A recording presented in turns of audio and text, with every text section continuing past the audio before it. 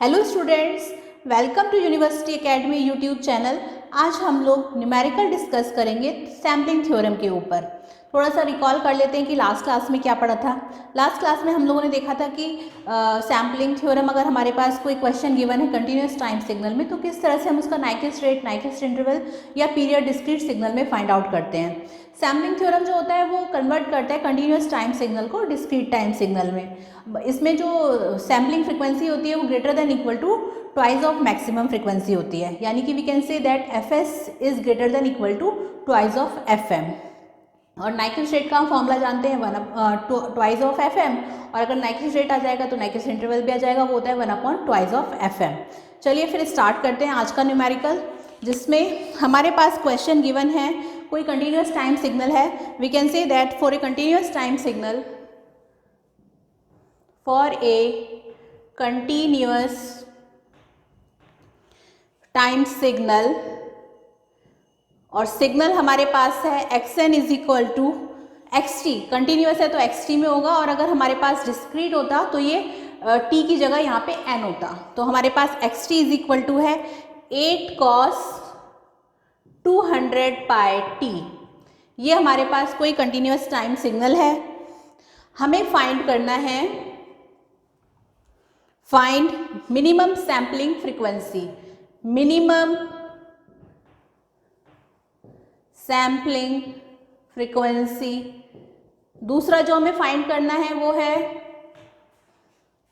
First है minimum sampling frequency, second जो हमें मिनिमम सैम्पलिंग रेट।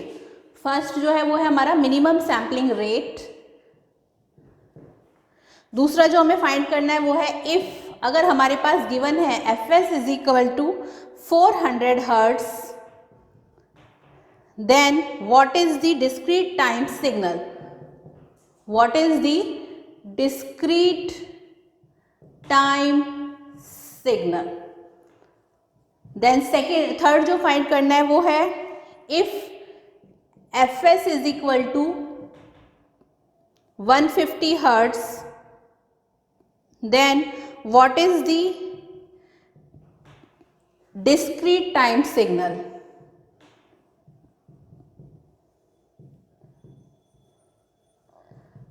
फोर्थ जो हमें फाइंड करना है उसमें हमें कमेंट करना है, comment on result obtained in second and third with proper justification। ठीक है, एक बार मैं इसे आपको समझा भी देती हूँ क्या कहा है क्वेश्चन में। क्वेश्चन में कहा है कि हमारे पास कोई कंटिन्यूस टाइम सिग्नल है xt, जो कि है 8 cos 200 पाई t। हमें इसमें 4 वैल्यूज़ फाइंड करनी है। फर्स्ट ऑफ ऑल हमें फाइंड करना है minimum sampling rate, then second हमें फाइंड करना है, अगर एफ एस 400 हर्ट्ज है तो हमें डिस्क्रीट टाइम सिग्नल क्या होगा वो फाइंड करना है। थर्ड, अगर एफ एस हमारे पास जो कि सैम्पलिंग फ्रिक्वेंसी है 150 हर्ट्ज है, तब हमें again discrete time signal find करना है। फोर्थ है हमें कमेंट करना है on result obtain in second and third with proper justification. चलिए फिर स्टार्ट करते हैं सॉल्यूशन। तो सॉल्यूशन में फर्स्ट हमें फाइंड कर रहे हैं हम, जिसमें हमारे पास xt की वैल्यू गिवन है, xt is equal to 8 cos 200 pi t। ठीक है, अब इसे हम कंपेयर करेंगे विद अ स्टैंडर्ड इक्वेशन जो कि xt is equal to a cos omega t से। So we can say that compare it with standard equation xt is equal to a cos omega t। अब यहाँ से a 8 आ जाएगा और omega जो है वो 200 पाई आ जाएगा। So we can say that a की हमें ज़रूरत नहीं है, तो हम कह सकते हैं कि जो ओमेगा है, where omega is equal to 200 pi, और ओमेगा की वैल्यू होती है 2 पाई f। तो जहाँ से हमारे पास ये आ गया 2 pi f is equal to 200, और f आ गया हमारे पास 200 पाई डिवाइडेड बाय 2 पाई, और ये आ गया 100 हर्ट्ज। तो सैम्पलिंग फ्रिक्वेंसी हमारे पास यहाँ से आ जाएगी, ट्वाइस एफ कर देंगे। तो ये तो आ गया हमारे पास एफ आ गया 100 हर्ट्ज। ठीक है, इसे अब रफ कर देते हैं, इसकी ज़रूरत नहीं है, आपको याद रहेगा। आपको बस ये याद रखना है कि एफ की वैल्यू 100 हर्ट्ज आ रही है।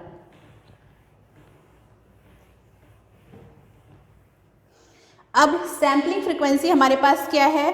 सैम्पलिंग फ्रिक्वेंसी हम कैसे फाइंड कर रहे हैं?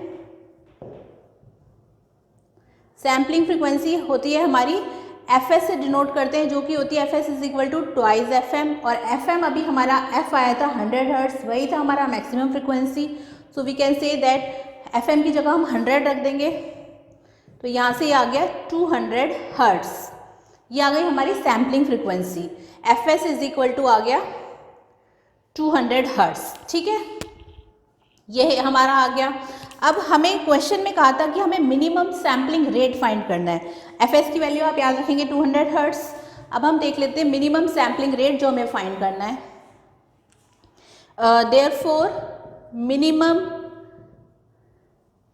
Sampling rate is equal to है एफएस 1/fs, और एफएस की वैल्यू अभी हमने फाइंड करी थी, वो थी 200। तो वी कैन से दैट 1/200। ठीक है, अब हम इसे लिख सकते हैं 1/2 को हम लिख सकते हैं 0.5, और 1/100 है ये, तो इसे हम ऊपर जाके हो जाएगा 10⁻²। और यहाँ से अगर हम पॉइंट हटाएंगे तो नीचे जाएगा 10, और 10 को अगर हम ऊपर जाएंगे तो 10⁻⁻1, और ये इससे जब प्लस हो जाएगा 10⁻⁻1 प्लस 10⁻² हो जाएगा 10⁻3। सो वी कैन राइट 5 × 10⁻3, और ये हो जाएगा हमारे पास 5 मिली सेकेंड्स। तो मिनिमम सैम्पलिंग रेट आ गया हमारे पास 5 मिली सेकेंड्स। ठीक है, ये तो आ गया हमारा फर्स्ट पॉइंट जो हमें फाइंड करना था कि फाइंड मिनिमम सैम्पलिंग रेट। तो आपने देखा कि 1/fs आ गया। एफएस हमने अभी थोड़ी देर पहले फाइंड किया था, वो वैल्यू यहाँ रख दी 1/200, और यहाँ से ये आ गया। ठीक है, अब हमें फाइंड करना है डिस्क्रीट टाइम सिग्नल तब जब एफएस की वैल्यू 400 हर्ट्ज है। ये तो हमारी आई है वैल्यू मिनिमम सैम्पलिंग रेट की, ये फर्स्ट पॉइंट हो गया। अब सेकेंड पॉइंट पर चलते हैं, इसे रफ कर देते हैं।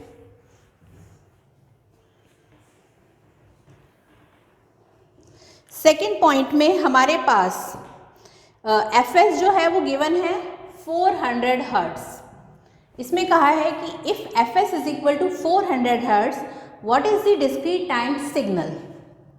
सो हम कह सकते हैं कि हमारे पास xt की वैल्यू है 8 cos 200πt। अब क्योंकि हमें डिस्क्रीट टाइम सिग्नल निकालना है, तो इस t को हमें रिप्लेस करना है n में। So we can write that replace t by n divided by fs। मतलब जहाँ जहाँ t होगा वहाँ वहाँ आप t की जगह n divided by fs put कर देंगे। तो यहाँ से xn की जो वैल्यू है वो आ जाएगी 8 cos 200π into n divided by 400। ठीक है, क्यों? क्योंकि t की जगह हमने n/fs रख दिया, और fs हमारे पास गिवन है 400, उसकी वैल्यू रख दी। तो यहाँ से ये आ गया 8 cos n डिवाइडेड बाय 2। ये आ गई हमारे पास xn की वैल्यू। यहाँ पे ये हमारे पास पाई है, तो पाई यहाँ पर एज इट इज़ रहेगा 200π, और ये आ गया 8 cos nπ डिवाइडेड बाय 2। ये वैल्यू आ गई हमारी, जो हमसे पूछा था कि what is the discrete time signal if fs is equal to 400 hertz.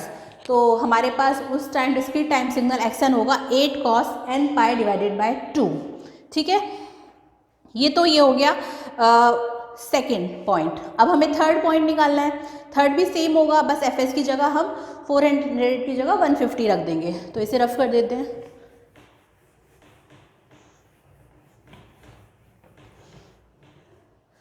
Third है हमारे पास, हमें गिवन है सैम्पलिंग फ्रिक्वेंसी fs 150 हर्ट्ज। ठीक है, और हमें फाइंड करना है what is the discrete time signal. अब इसमें हम क्या करेंगे, अगेन x3 हमारे पास है 8 cos 200 pi t, then again replace t by n by fs, क्योंकि हमें कंटिन्यूस टाइम सिग्नल को डिस्क्रीट टाइम सिग्नल में कन्वर्ट करना है. So right replace t by n divided by fs, ये आ गया. तो यहाँ से xn की, यहाँ x जहाँ जहाँ t है वहाँ वहाँ xn हो जाएगा. तो ये xn की वैल्यू आ गई हमारे पास 8 cos 200 pi इंटू t की जगह आ गया n अपॉन fs, और fs है 150. So we can write it will be n divided by 150. ठीक है. अब ये वैल्यू कैंसिल आउट होने के बाद, यहाँ से कैंसिल आउट होने के बाद ये वैल्यू आ जाएगी 8 cos, ये आ गया something 8 cos 4 pi n divided bye 3. तो xn की वैल्यू आ गई 8 cos 4 pi n divided bye 3. ये हमारा डिस्क्रीट टाइम सिग्नल आ गया जब fs हमारे पास 150 हर्ट्ज गिवन था. ठीक है. ये तो हो गया थर्ड पॉइंट. अब हमें फाइंड करना है फोर्थ पॉइंट में, हमें कमेंट करना है result obtained in second and third with proper justification. तो इसे रफ कर देते हैं.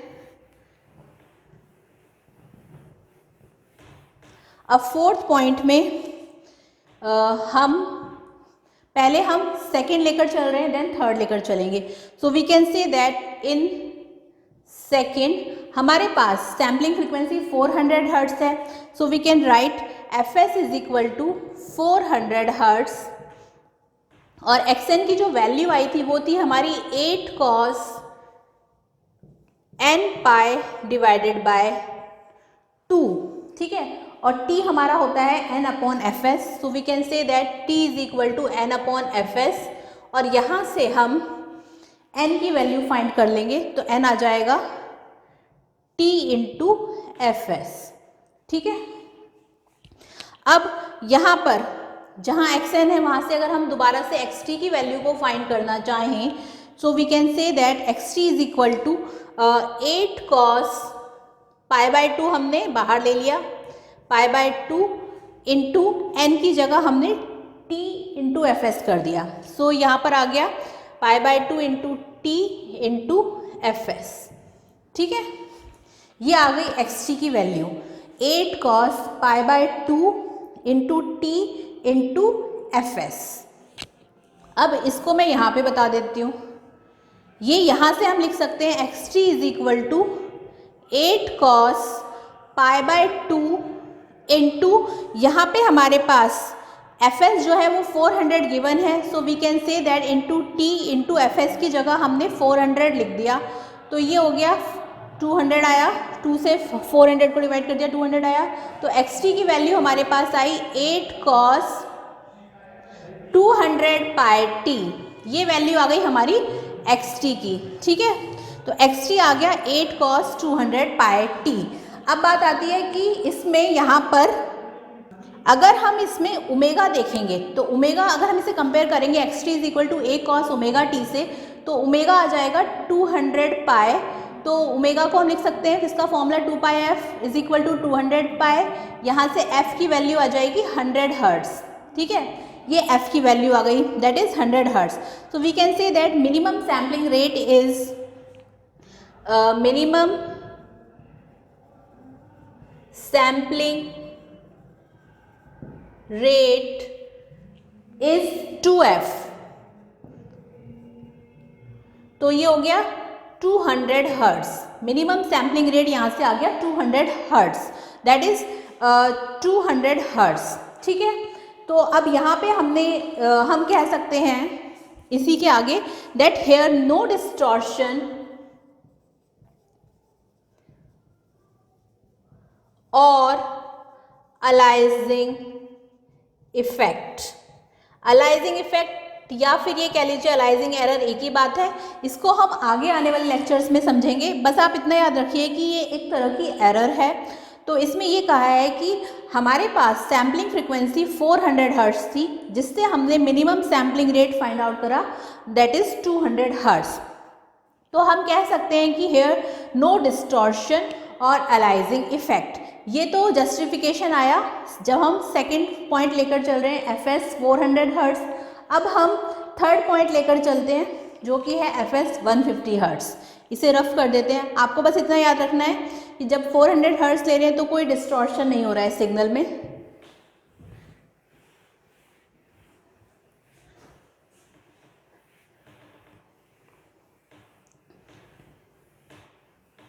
अब हम ले रहे हैं इन थर्ड में FS है हमारे पास 150 हर्ट्स, ठीक है। अब इसको भी हम अगेन कंपेयर कराएंगे और हमारे पास जो वैल्यू आई थी वो हम जानते हैं, वो थी xn is equal to 8 cos 2 pi divided by 3n। यहाँ से हम इस n को कह सकते हैं कि अगेन जैसे अभी हमने थोड़ी देर पहले हमने इसे देखा था, इसे कैसे रिप्लेस कर रहे हैं, तो बस उसी तरीके से इसे रिप्लेस कर देंगे। n की जगह आ जाएगा xt और ये हो गया 8 cos 2 pi divided bye 3 into n की जगह हमने रख दिया TFS, तो इंटू T इंटू FS हमारे पास 150 हर्ट्स है, तो ये आ गया। इसको जब हमने कैलकुलेट करा तो xt की वैल्यू आ गई 8 cos 100 पाई t, ठीक है।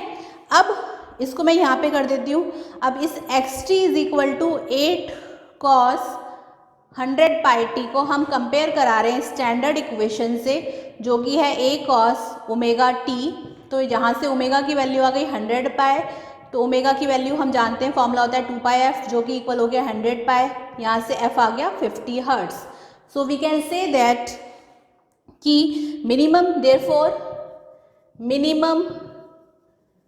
सैम्पलिंग रेट इज कितना होता है, minimum sampling rate is 2f, जहां से ये आ गया हमारे पास 100 हर्ट्स। 2 इंटू 50 यानी कि 100, तो ये आ गया 100 हर्ट्स। तो minimum sampling rate is 2f, that is 100 hertz. So we can say that this minimum